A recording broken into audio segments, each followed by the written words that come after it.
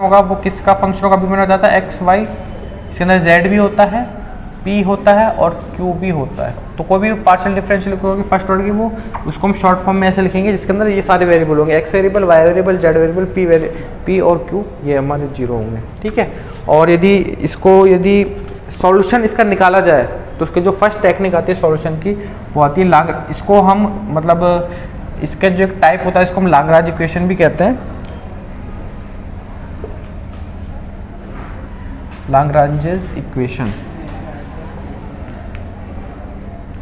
ठीक है। अभी जो मैंने यहाँ पे लिखा था P dx plus q d y equal to r, उसको सॉल्व करने का हम देख रहे हैं। तो ये फर्स्ट ऑर्डर की इक्वेशन है और इसका जो भी मैंने लिखा था वो किस प्रकार से लिखी जाएगी, कोई भी इक्वेशन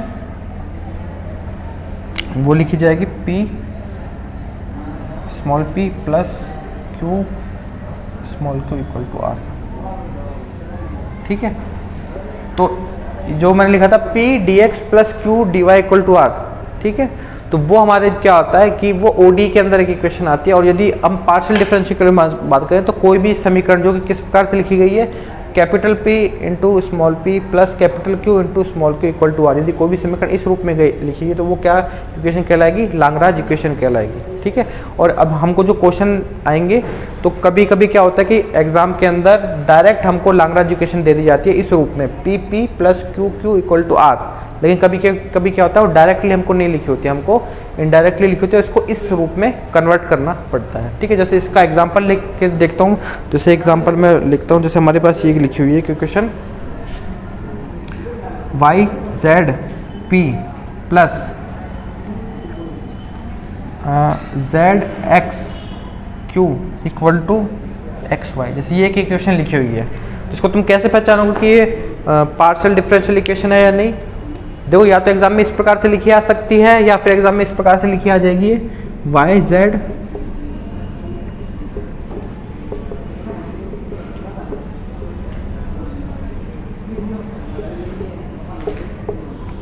ये दोनों एक ही चीज़ है, ठीक है। ये दोनों एक ही चीज़ है, P को हमने ऐसे लिख दिया है और Q को ऐसे लिख दिया है। तो एग्जाम में इस प्रकार से भी आ सकती है और इस प्रकार से भी आ सकती है। यहाँ से तुम तुलना करोगे इसको, तो ये स्मॉल p यहाँ पे लिखा हुआ है, तो कैपिटल P की क्या वैल्यू हो जाएगी, वाई जेड, कैपिटल Q की क्या वैल्यू हो जाएगी, जेड एक्स, और R की क्या वैल्यू हो जाएगी, एक्स वाई। तो इसी प्रकार से ये जो इक्वेशन है जो कि इस रूप में P into p plus Q into q equal to r, ये कहलाती है लाग्रांज इक्वेशन, ठीक है। अब यहाँ से ये भी देख सकते हो कि यहाँ पे मैंने बताया जैसे कोई भी PD किस फॉर्म में होती है, x y z p q, ये सारे वेरिएबल होते हैं। तो यहाँ तुम देखोगे कि P है उसमें कौन सा वेरिएबल है, वाई और जेड, स्मॉल p भी है इसमें, जेड एक्स भी है, मतलब एक्स वाई जेड तीनों है इसमें देखोगे, और P क्यू भी है। तो ये इक्वेशन क्या हो जाएगी, लाग्रांज इक्वेशन हो जाएगी। अब देखो इसको लाग्रांज इक्वेशन जो भी इस रूप में लिखी जाती है, ठीक है, ये तो एग्जाम्पल था तो इसको मिटा रहा हूँ मैं।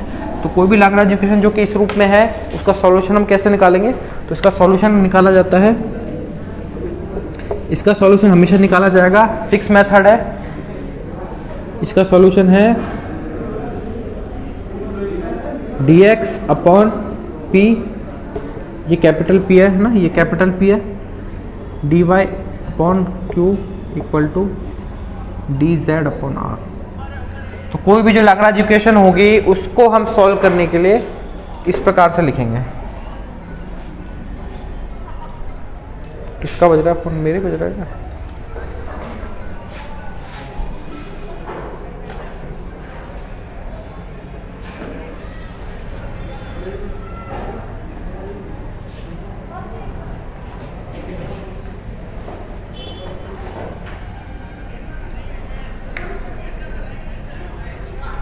ठीक है, तो इसका सॉल्यूशन किस प्रकार से लिखा जाएगा, कोई P plus Q equal to R होगा तो इसको हम कैसे लेंगे, dx upon P plus equal to dy upon Q equal to dz upon, इस प्रकार से लिखने के बाद में फिर हम सॉल्यूशन निकालेंगे इसका, ठीक है। तो इस प्रकार सॉल्व, अब देखो कैसे सॉल्व करना है।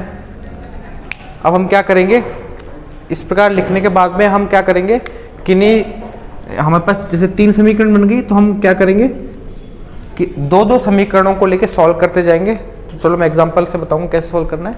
जैसे अभी हमने फर्स्ट एग्जांपल जो लिखा था उसको लेके चलते हैं कि यहाँ पे जो फर्स्ट एग्जांपल था y z p plus z x q equal to x y. जैसे ये इक्वेशन है, ये हम देखते पहचान जाएंगे। पहली बात तो कि इसमें p into p plus q into q equal to r के रूप में लिखी हुई, लैग्रेंज इक्वेशन के रूप में लिखी, तो इसका सॉल्यूशन किस प्रकार से लिखा जाएगा। पहले तो पहचानो इसमें p क्या है, q क्या है और r क्या है। तो यहाँ से हम देखेंगे p क्या है वाई जेड, q क्या है जेड एक्स और r है एक्स वाई। इसको सॉल्यूशन किस प्रकार से लिखा जाएगा यहाँ से देखते हैं हम। इसका सॉल्यूशन लिखा जाएगा dx अपॉन p, इसको डायरेक्ट लिख दो। dx अपॉन p क्या है y z, dy upon q क्या है जेड एक्स और dz क्या है एक्स वाई। तो ये हमारा सॉल्यूशन लिखने का फर्स्ट स्टेप है। अब इसका हमको बारी बारी से लेके सॉल्व करते हुए जाना है। यहाँ पे देखो, अब यहाँ से देखोगे जैसे हमने फर्स्ट दो इनको लेके चलते हैं हम। यदि इन दोनों को ले लेंगे तो ये क्या हो जाएगा dx upon y z equal to dy upon z x.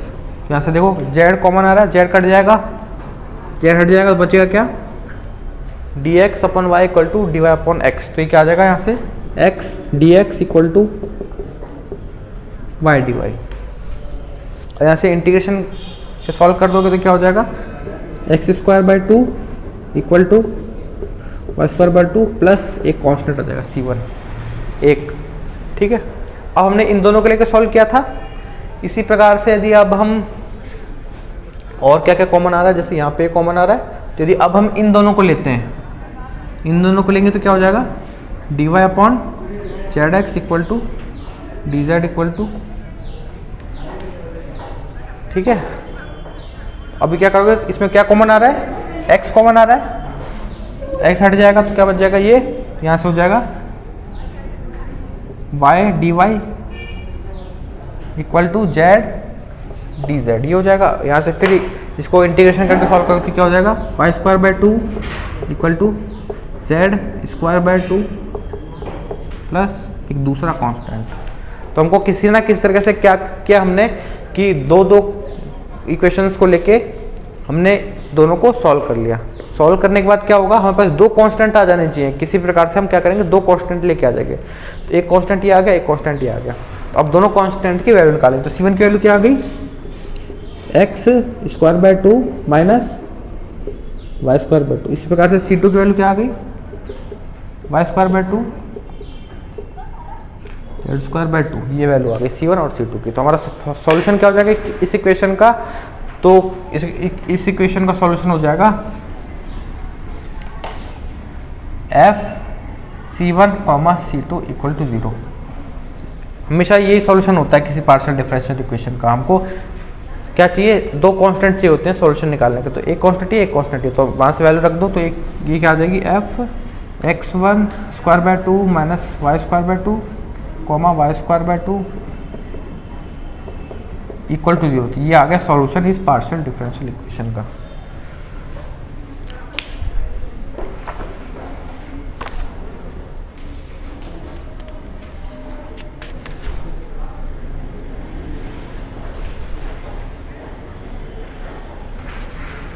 ठीक है, अब इस पर सेकंड क्वेश्चन देखते हैं। जितने क्वेश्चन सॉल्व करोगे उतने ही मेथड अलग अलग पता चलते जाएंगे। फर्स्ट तो ये हो गया। यदि हम दूसरा क्वेश्चन लेते हैं, इसमें जैसे ये हमको दिया हुआ है z x p minus y q equal to y square minus x square. जैसे ये इक्वेशन दी हुई है पार्शियल डिफरेंशियल, अब ये डायरेक्टली हमको इस फॉर्म में नहीं दी हुई, p p plus q q equal to r वाले फॉर्म में नहीं दी। अब इसको यदि हम स्टैंडर्ड फॉर्म में लेके आएंगे तो कैसे लिख देंगे इसको, z x p plus minus y z q equal to y square minus x square. तो पी हो जाएगा जेड एक्स, कैपिटल पी हो जाएगा जेड एक्स, कैपिटल क्यू हो जाएगा माइनस वाई जेड और आर की वैल्यू हो जाएगी ये हो जाएगी वैल्यू। अब हम इसको इस प्रकार से लिखेंगे। इसको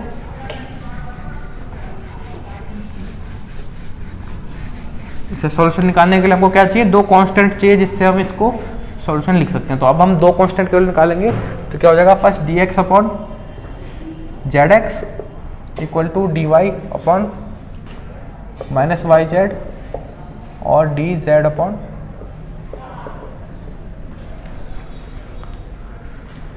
ठीक है।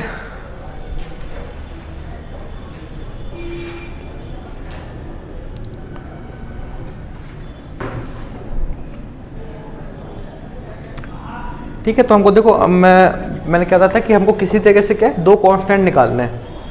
अब देखो पिछले वाला जो क्वेश्चन था वो बहुत सिंपल सा था, उसमें दोनों क्या है, फर्स्ट दो को लेने से एक वेरिएबल कट के केवल एक्स वाई वाले से सॉल्व हो गया। अब यदि इसको हम सॉल्व करते हैं तो यहाँ पे देखोगे कि यदि हम फर्स्ट दो को लेते हैं यहाँ पे, तो फर्स्ट दो को लोगे तो क्या हो जाएगा, d x upon x equal to d y upon minus y. जब दो को लोगे तो जेड वापस से कट जाएगा, ये वहाँ पर ही हो जाएगा।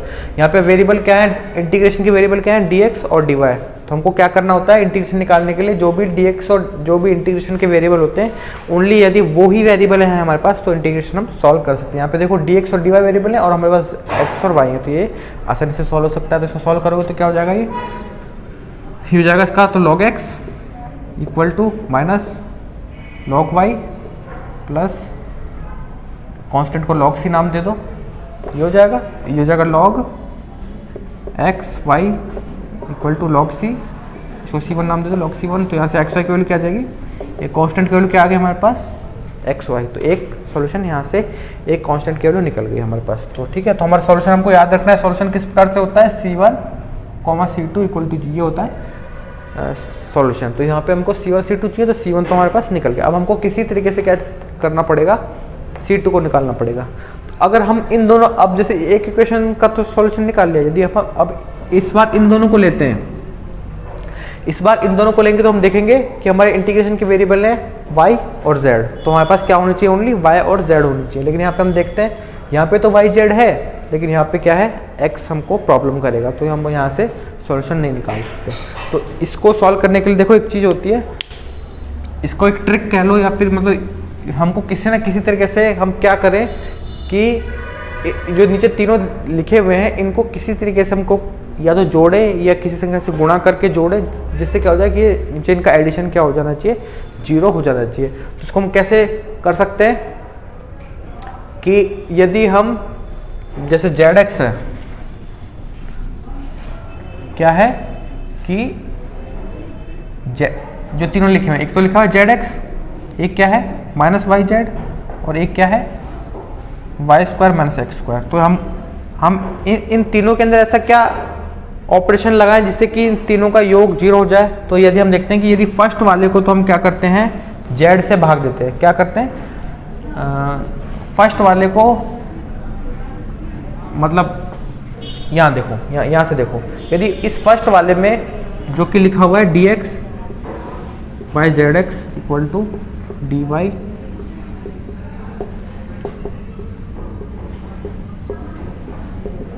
यदि हम क्या यहाँ पे क्या करें कि इसको तो कर दे जेड से गुणा, इसको कर दे जेड से गुणा इस वाले को, तो ये क्या हो जाएगा, ये हो जाएगा जेड इंटू डी एक्स, और नीचे क्या रह जाएगा,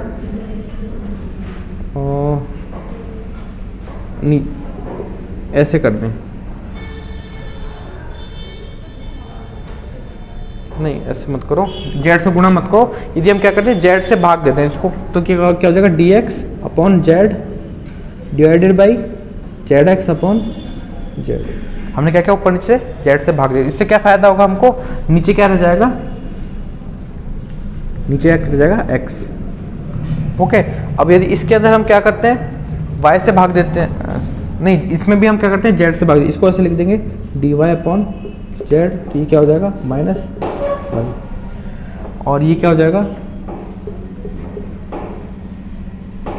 ये इसको ऐसे रहने देते हैं। हमने क्या किया, इसमें दोनों ऊपर से जेड से भाग दे दिया, इसमें भी जेड से भाग दे दिया। अब यहाँ पे देखो, यहाँ पे है एक्स, यहाँ है माइनस वाई और यहाँ है माइनस वाई स्क्वायर। तो यदि इसको अब क्या करो, इसको एक्स से ऊपर नीचे गुणा कर दो। तो इसको यदि एक्स से ऊपर नीचे गुणा करोगे तो ऊपर क्या हो जाएगा ये, और नीचे क्या हो जाएगा एक्स स्क्वायर। इसको यदि करोगे ऊपर वाई से गुणा और इसको नीचे करोगे वाई से गुणा, तो ये जाएगा वाई स्क्वायर। अब देखो फायदा क्या है, अब यदि इन तीनों को जोड़ दोगे, इसको इसको इसको, तो क्या हो जाएगा, नीचे 0 हो जाएगा।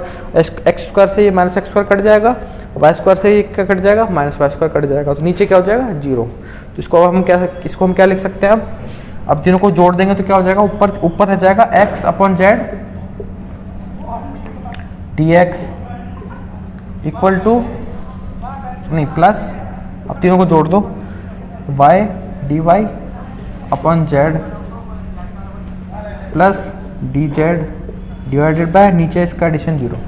देखो यदि हमारे पास को 3 समीकरण है जैसे हैं a upon x equal to b upon y equal to c upon z, यदि हमारे पास को 3 समीकरण इस प्रकार से हैं तो इनको हमेशा हम ऐसे करके लिख सकते हैं a plus b plus c divided by x plus y plus z. ये गणित में बहुत पहले शायद 8-9 में पढ़ा होगा, जैसे योगांतरानुपात होता है उस प्रकार से। यदि 3 इक्वेशन इस प्रकार से हैं तो इनको हम कैसे लिख सकते हैं, ऊपर तीनों का योग डिवाइडेड बाय नीचे तीनों का योग। तो हमने यही किया है। सबसे पहले क्या किया, z से भाग और x से गुणा, तो ये ऐसे हो गया। इसमें क्या किया, z से भाग और y से गुणा, तो ये ऐसे हो गया। और इसमें हमने कुछ नहीं किया। तो अब ये तीनों ऐसे हो गए तो हमने क्या, ऊपर तीनों का योग कर दिया और नीचे इन तीनों का योग कर दिया। तो नीचे तीनों का योग कट के तो 0 रह गया, तो ये ऐसे हो जाएगा। इसको करने से हमें क्या फायदा मिला, इसको करने से हमारे पास ये फायदा हुआ कि इसकी वैल्यू जब जैसे ये है तो इसकी वैल्यू यदि हमने कुछ मान लेते हैं k मान लेते हैं, इसको करने से हमको देखो फायदा क्या होगा। इसको यदि हम इसकी वैल्यू k मान लेते हैं तो यहाँ से देखोगे तो यहाँ से क्या हो जाएगा, x upon z d x plus y upon z d y plus d z equal to 0 आ जाएगा। यहाँ से करोगे 0 को इधर लेके जाओगे तो 0 हो जाएगा। तो ये इस प्रकार से हो जाएगा। और ऐसे करने से क्या होगा, अब इस पूरे समीकरण हम क्या करेंगे, z से गुणा कर देंगे तो ये सब z नीचे वाला z कट के यहाँ आ जाएगा। तो अब ये एक समीकरण हो गई, इसको हम आसानी से सॉल्व कर सकते हैं। तो जैसे इसको सॉल्व करोगे तो क्या हो जाएगा, ये x² 2 plus y² 2 plus z² 2 और यहाँ पे इसको करोगे तो प्लस C2 इक्वल टू इसका करोगे तो ये 0 आ जाएगा। यहाँ से अब यहाँ से मेरे को क्या पता चल गया, एक दूसरा वेरिएबल पता चल गया C2।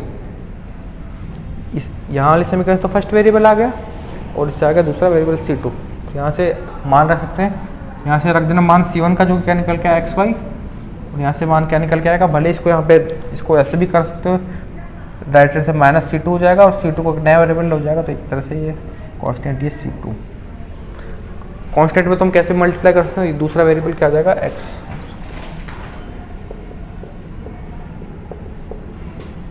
अब देखो इसको कैसे भी लिख सकते हो, जैसे यहाँ पे बाय 2 है, इस 2 को उधर लेके उस कांस्टेंट में मिला दोगे तो ये बन जाएगा ऐसे x² plus y² equal to C2 ही रहने दो, कोई फर्क नहीं पड़ता, कांस्टेंट है, कांस्टेंट से मल्टीप्लाई कोई फर्क नहीं पड़ता। तो इसको यहाँ से ऐसे भी लिख सकते हो इसको, या फिर इसको x² plus y² plus z² भी लिख सकते हो। तो ये हमारा सॉल्यूशन आ जाएगा इक्वल टू 0।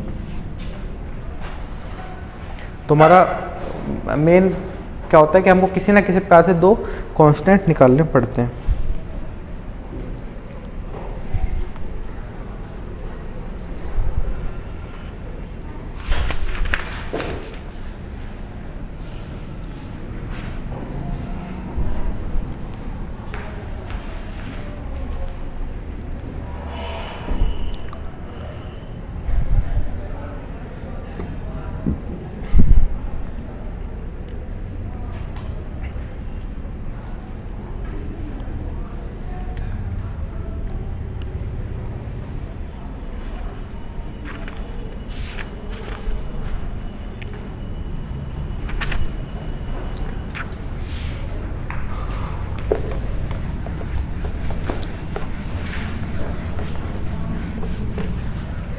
एक क्वेश्चन है हमारे पास, जैसे है y upon z divided by y z p plus z minus x upon z x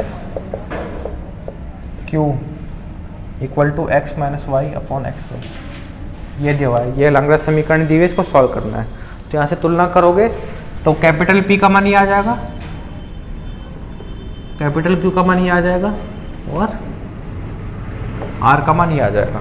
ठीक है, तो इसका सॉल्यूशन क्या हो जाएगा, dx अपॉन p जो की वैल्यू क्या हो जाएगी y minus z divided by z equal to d y upon z minus x upon z x और d z upon x minus y upon x y, ये हो जाएगा यहाँ पे इसका। अब हमको किसी तरीके से क्या करना है, इसको समाकलन निकाल के दो वेरिएबल लेके आने हैं।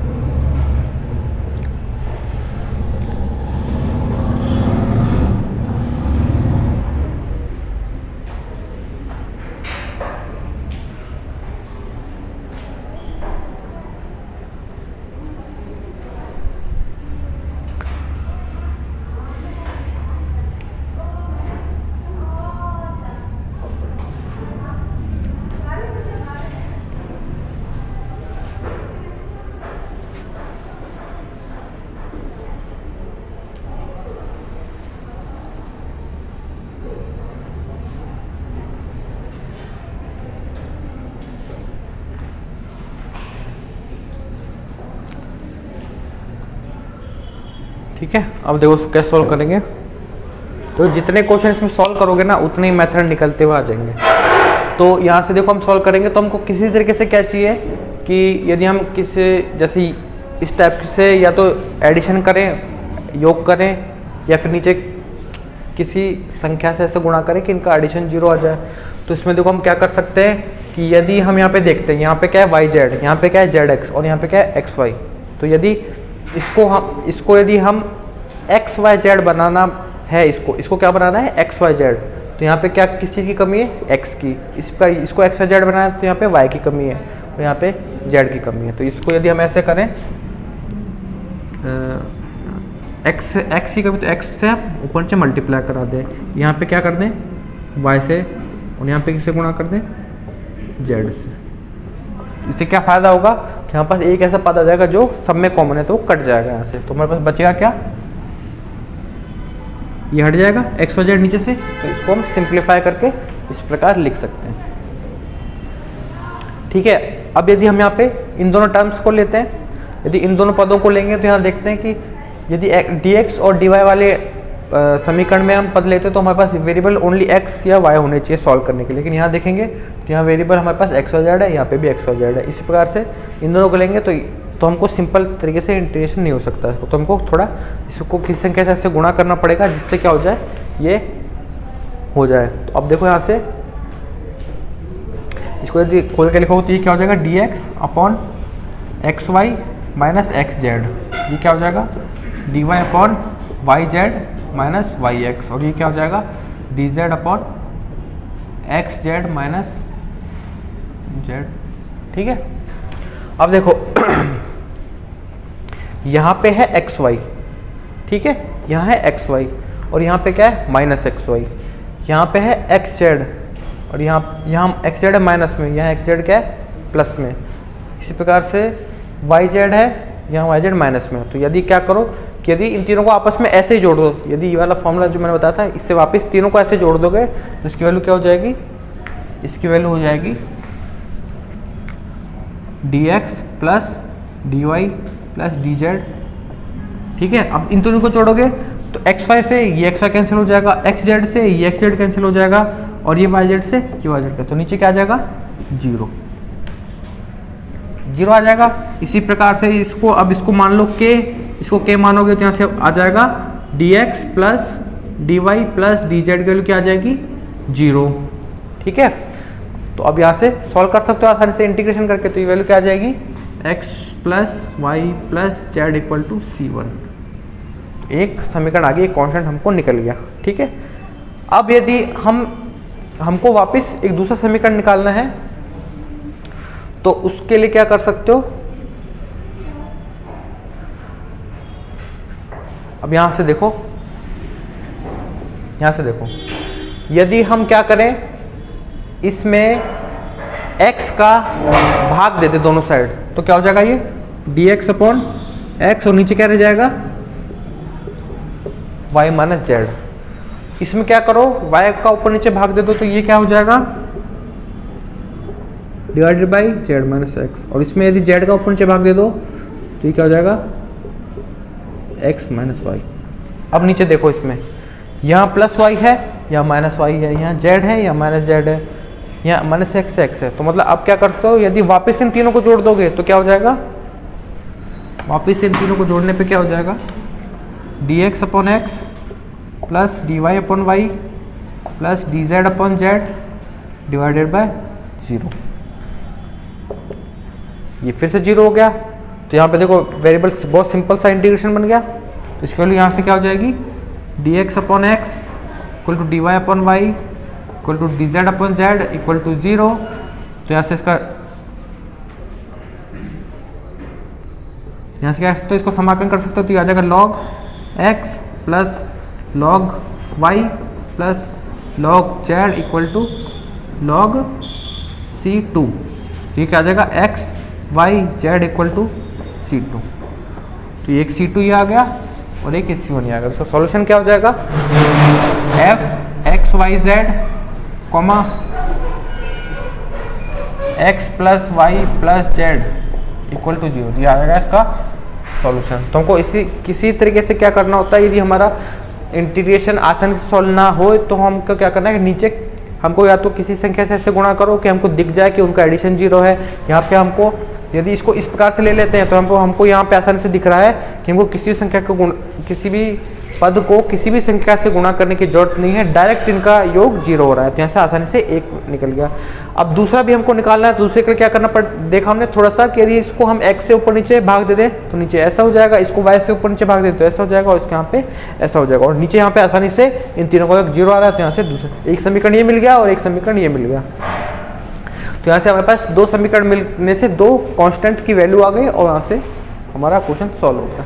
ठीक है, इसी प्रकार से यदि एक और क्वेश्चन है, ये भी थोड़ा ट्रिकी क्वेश्चन है। इसमें है p plus 3q equal to 5z plus 10 y minus 3x। अब देखो ये अलग हमारे पास पार्शियल डिफरेंशियल इक्वेशन है।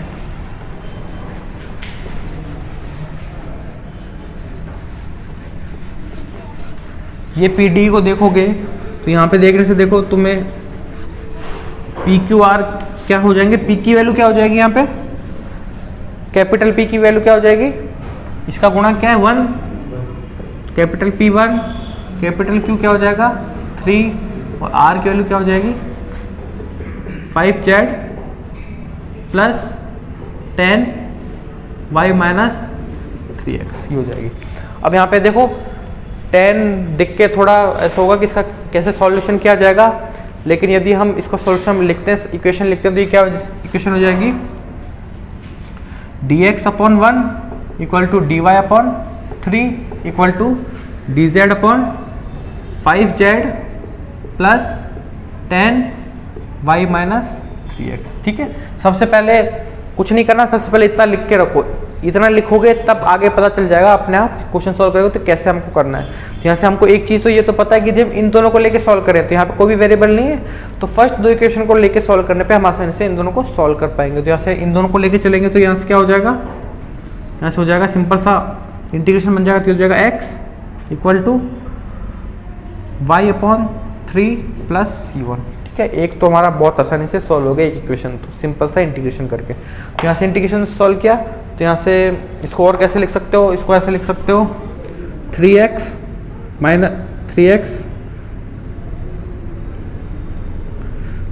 Minus y equal to 3C1। ठीक है, इसको इधर लेके आगे, अब इसको ऐसे लिख दो y minus 3x equal to minus. ठीक है, इतना कर दिया। अब यहाँ पे गौर से देखो, इसको हमने इसको y माइनस 3x ऐसा क्यों लिखा है। यदि इसको तुम गौर से देखोगे यहाँ से और यहाँ पे क्वेश्चन को देखोगे तो क्वेश्चन में भी यहाँ पे लिखा हुआ है y माइनस 3x। हमने इसको इसलिए कन्वर्ट किया है, इसको इसलिए क्योंकि हमको क्वेश्चन में भी यहाँ पे दिया हुआ था। तो हम इसकी मदद से y माइनस 3x की वैल्यू क्या आई माइनस 3C1। तो इसको नया, ये पूरा कांस्टेंट है, इसको नया नाम दे देते हैं। कांस्टेंट क्या आ जाएगा, इसको मान लो नाम दे दो C2। तो भले इसको यहाँ पे C1 नाम दे दो, इसको यहाँ पे इसको ऐसे कर दो। कांस्टेंट को हम कैसे भी ले सकते हैं, तो इसको ये कांस्टेंट बना 3c, इसको नाम दीजिए c1। तो हमको एक समीकरण तो ये पता चल गई। अब हम इस समीकरण का यूज करते हुए जो हमारा जो सेकंड, अब यदि हम इन दोनों को लेके सॉल्व करते हैं, देखो अब चाहे फर्स्ट और थर्ड को लेके सॉल्व कर लो, चाहे सेकंड और थर्ड को लेके सॉल्व करो। यदि हम इन दोनों को लेके सॉल्व करते हैं, इन दोनों को लेके, तो अभी तक क्या दिक्कत आ रही थी हमारे पास कि dy में तो हमको कांस्टेंट मिल रहा था, लेकिन dz के अंदर हमको यहाँ पे y मिल रहा था और x मिल रहा था, लेकिन z के साथ z मिलता तो z तो मिल रहा है, लेकिन एक्स्ट्रा ये टर्म मिल रही है जो कि इंटीग्रेशन में प्रॉब्लम दे रही है। लेकिन यदि हम कोई इस इक्वेशन का यूज करते हैं हम, ठीक है, यदि इस इक्वेशन का यूज करते हैं तो हम y माइनस 3x को क्या लिख सकते हैं, c1, जो कि क्या है कांस्टेंट। तो ये हमारे समीकरण चेंज हो क्या हो जाएगी, dy upon 3 equal to dz upon 5z plus 10c1। तो अब ये पूरी इक्वेशन देखो, यहाँ पे c1 एक कांस्टेंट है तो 10c1 भी एक कांस्टेंट हो गया। तो यहाँ पे अब कोई भी प्रॉब्लम नहीं है, क्योंकि यहाँ पे एक z वेरिएबल है जो कि dz के साथ इंटीग्रेशन हो जाएगा और एक y वेरिएबल जो कि कांस्टेंट है। अब इसको हम आसानी से क्या कर सकते हैं, इंटीग्रेट कर सकते हैं। तो यहाँ से क्या वैल्यू आ जाएगी, 1/3y इक्वल टू, अब इसका हो जाएगा log, इसका हो जाएगा log 5z plus 10c1 divided by 5।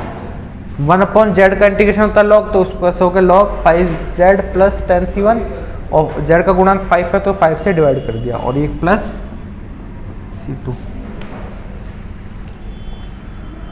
ठीक है, तो यहाँ से अब इसको और करके लिख दो। यहाँ से 5/3y equal to log 5z plus 10। एक बार इक्वेशन सॉल्व हो जाएगी तो फिर अपन कैसे भी अपनी मर्जी उसको कैसे भी लिखो। जैसे ये आ गया, जिसको भले ऐसे करके लिख दो, 5z plus 10c1 equal to e की पावर 5/3y। हमको क्या निकालना, प्लस c2 भी है ना इधर, प्लस c2।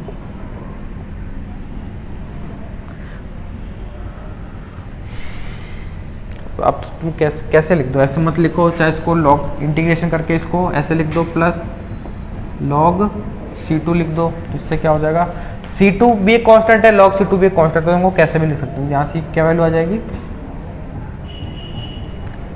log c2 की वैल्यू क्या आ गई, log c2 equal to y/3 minus log 5z plus 10c1 divided by 5, और c2 निकालना है तो log मत लगाओ, यहाँ पे ऐसे लिखते हैं इसको, यहाँ पे c2 की वैल्यू आ गई, c2 की वैल्यू आ गई। अब c1 की वैल्यू ये है और c2 की वैल्यू। अब देखो आंसर लिखते टाइम है ना, आंसर क्या होगा इसका, function of c1 comma c2 को, तो ये आंसर है इसका।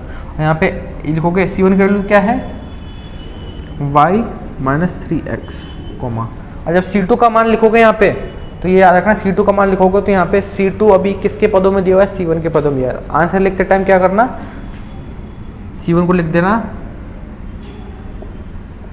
-3x। हमने यहाँ पे y-3x को c1 इसलिए लिखा था क्योंकि हमारा समाकलन आसानी से सॉल्व हो गया। समाकलन आसानी से सॉल्व हो गया तो भले ही अब इसको कैसे लिख दो, या c1 को ऐसे लिख दो, तो आंसर ये हो जाएगा। अब देखो इसके बाद में तो इंटीग्रेशन के बाद तुम्हारी मर्जी कैसे लिखो, उससे कोई प्रॉब्लम नहीं है, बस समाकलन हो जाना चाहिए। ठीक है, फिर भले ही कैसे लिखो इसको, c1 ही आ जाएगा और c2 ही आ जाएगा, और इक्वल टू 0 करके इसका आंसर आ जाएगा।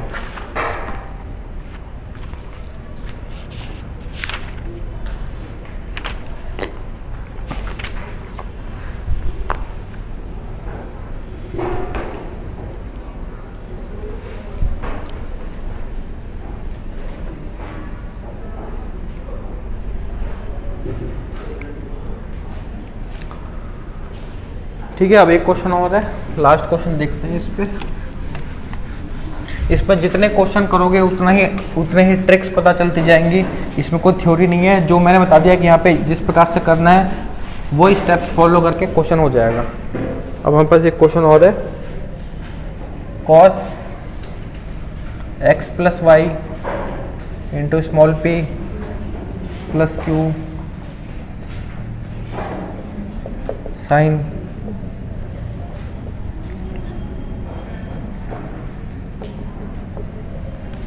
ये हमको एक क्वेश्चन दिया हुआ है, ठीक है। स्मॉल पी का गुणांक कॉस एक्स प्लस वाई है, स्मॉल क्यू का गुणांक क्या है साइन एक्स प्लस वाई और इक्वल टू जेड। तो यहाँ से ये क्या हो जाएगा, कैपिटल पी का मान तो हो जाएगा ये, कैपिटल क्यू का मान हो जाएगा ये, और आर का मान क्या हो जाएगा Z.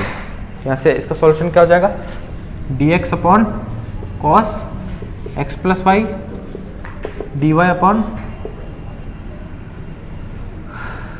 Sign x plus y और डी जेड अपॉन, ठीक है।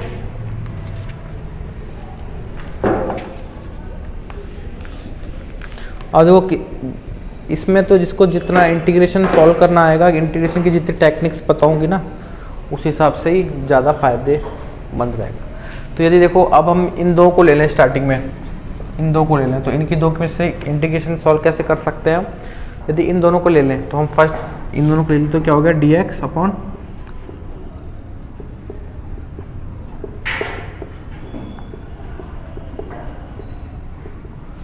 यदि ऐसा ले लिया जाए तो यहाँ से देखो अब यहाँ पे dx और dy है और वेरिएबल x और y है, तो यहाँ आसानी से सॉल्व सकता है। अब जिसको जितनी ट्रिक्स पता होंगी, जितने सॉल्यूशन के वो तक कर सकता है, ठीक है। अब देखो या तो इसको ऐसे कर दो, अब इसको यदि ऐसे कर दोगे, दोनों को जोड़ दोगे dx प्लस dy और नीचे क्या कर दोगे cos x plus y plus sine x plus y,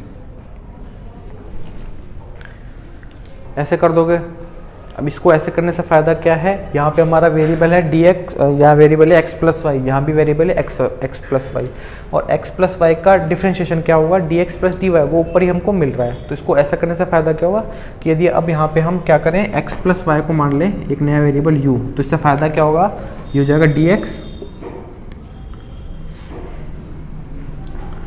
dx plus dy equal to du।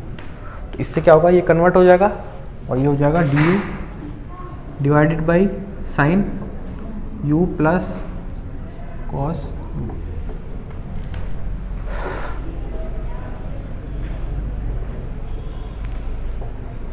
ठीक है। और अब यदि इस इंटीग्रेशन को सॉल्व करेंगे du upon sine u plus cos u, तो इसको कैसे लिख सकते हो, इसको सॉल्व करने के बहुत मेथड हैं। भले ही इसको यदि हम कन्वर्ट करके लिख दें तो ये पता होगा कि sine theta plus cos theta, इसको हम कैसे लिख सकते हैं, इसको लिख सकते हैं साइन,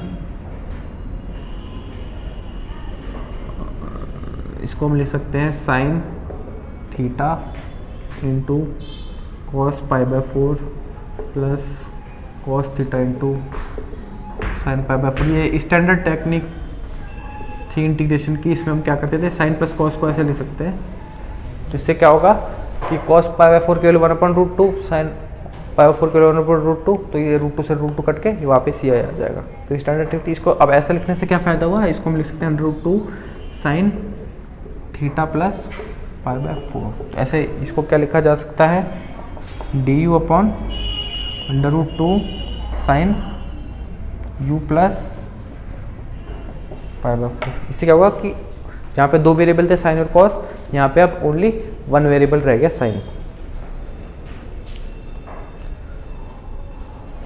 ठीक है। अब यहाँ से देखो कि इसकी और इसकी वैल्यू यहाँ से क्या हमने प्रूफ कर दी ये, और यहाँ से अब देखोगे कि इसकी वैल्यू किसके बराबर है, dz अपॉन जेड के बराबर। तो इसकी वैल्यू हम किसके बराबर रख सकते हैं, dz अपॉन जेड।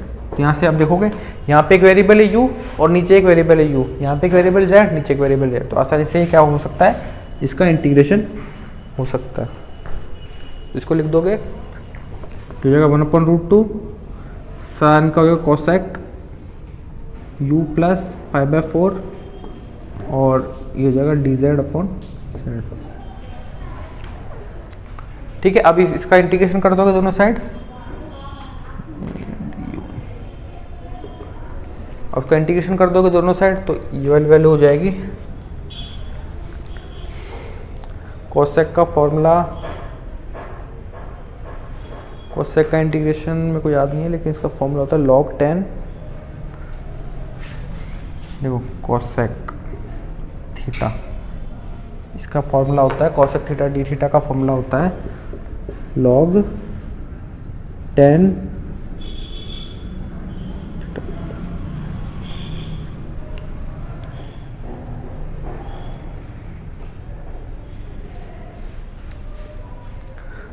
ठीक है। तो यहाँ से हमको ये इंटीग्रेशन मिल गया कॉसेक, तो इसका जब इंटीग्रेशन करोगे यहाँ पे इसका इंटीग्रेशन तो ये हो जाएगा 1/√2 बाहर log 10 θ/2 मतलब u/2 प्लस π/8, ये हो जाएगा लेफ्ट साइड का इंटीग्रेशन, और राइट साइड का क्या हो जाएगा log z plus log c1। तो यहाँ से सॉल्व करोगे तो c1 की वैल्यू आ जाएगी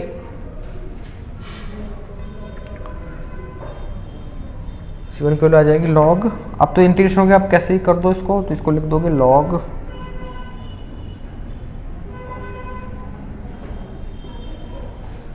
10 u/2 प्लस π/8 माइनस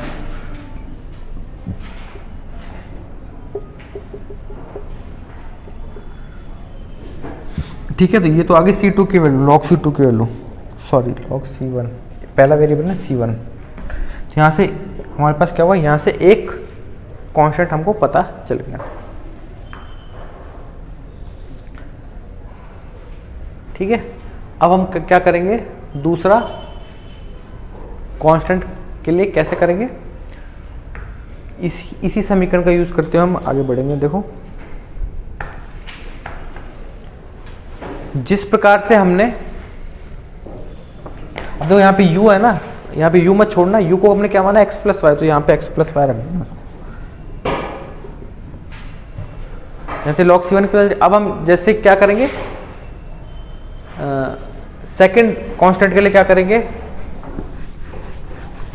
जैसा हमने यहाँ पे क्या किया था, इन दोनों को लेके ऐड कर दिया था, अगर हम क्या करें इन दोनों को लेके माइनस कर दें, ठीक है, तो ऐड कर सकते हैं, तो यहाँ से -1 से गुणा करके इसको ऐड कर देंगे, तो यहाँ क्या हो जाएगा हमारे पास dx minus dy divided by cos x plus y minus sine x plus,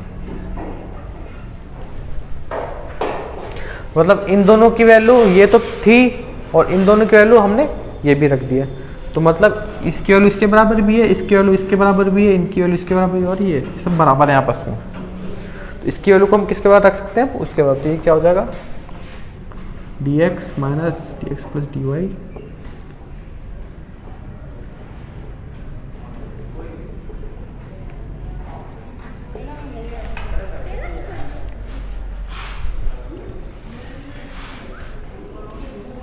ठीक है। अब देखो ऐसा करने से फायदा क्या है, अब ऐसा करने से क्या होगा, इसको हम ऐसे लिख सकते हैं cos x plus y minus sine x plus y divided by cos x plus y plus sine x plus y dx plus dy equal to dx minus dy। हमने क्या किया, जो राइट साइड में लिखा हुआ था इसमें जो नीचे लिखा हुआ इसको गुणा कर दिया, तो ये तो नीचे गुणा वाला ऊपर आ गया। अब देखो ऐसा करने से फायदा क्या है, ऐसा करने से फायदा है, ऐसा करने से ये फायदा है कि यदि हम cos का डिफरेंशिएशन करते हैं, तो cos का डिफरेंशिएशन क्या आता है माइनस साइन, तो cos का डिफरेंशिएशन क्या है माइनस साइन, जो कि यहाँ लिखा हुआ है, और यहाँ पे साइन का डिफरेंशिएशन करते हैं तो क्या आता है cos, तो वो यहाँ लिखा हुआ है, मतलब जो नीचे पूरी जो चीज़ लिखी हुई है उसका डिफरेंशिएशन हमको ऊपर मिल रहा है। ठीक है, तो हम आसानी से इंटीग्रेशन कर सकते, अब इसमें हम आसानी से क्या कर सकते हैं इंटीग्रेशन, क्योंकि नीचे जो भी कोई फंक्शन है उसका डिफरेंशिएशन हमको ऊपर मिल रहा है। तो अब हम यहाँ से मान सकते हैं, क्या मान सकते हैं, cos x plus y plus sine x plus y, इसको एक नया वेरिएबल मान सकते हैं t। तो जैसे t नया वेरिएबल मानेंगे तो ये हो जाएगा minus sine x plus y plus cos x plus y into d x plus d y, इसके वैल्यू किसके बराबर आ जाएगी dt के बराबर। और यदि यहाँ पे देखोगे cos x plus y minus sine x plus y into d x plus d y, इसकी वैल्यू किसके बराबर रख सकते हैं हम dt के बराबर, तो ये ऊपर वैल्यू हो जाएगी ऊपर वैल्यू हो जाएगी डी टी और नीचे आ जाएगा टी इक्वल टू, इसका इंटीग्रेशन करोगे तो क्या आ जाएगा x minus y plus c two, इसका करोगे तो क्या आ जाएगा log t equal to x minus y plus c two, और t की वैल्यू हम यहाँ से रख देंगे तो आ जाएगा log cos x plus y plus sine x plus y equal to x minus y plus c two. तो इस समीकरण से हमको क्या पता चल गया, C2 कांस्टेंट पता चल गया। इस समीकरण से हमको क्या पता चल गया, C1 कांस्टेंट। तो यहाँ से हमारे सॉल्यूशन क्या हो जाएगा F।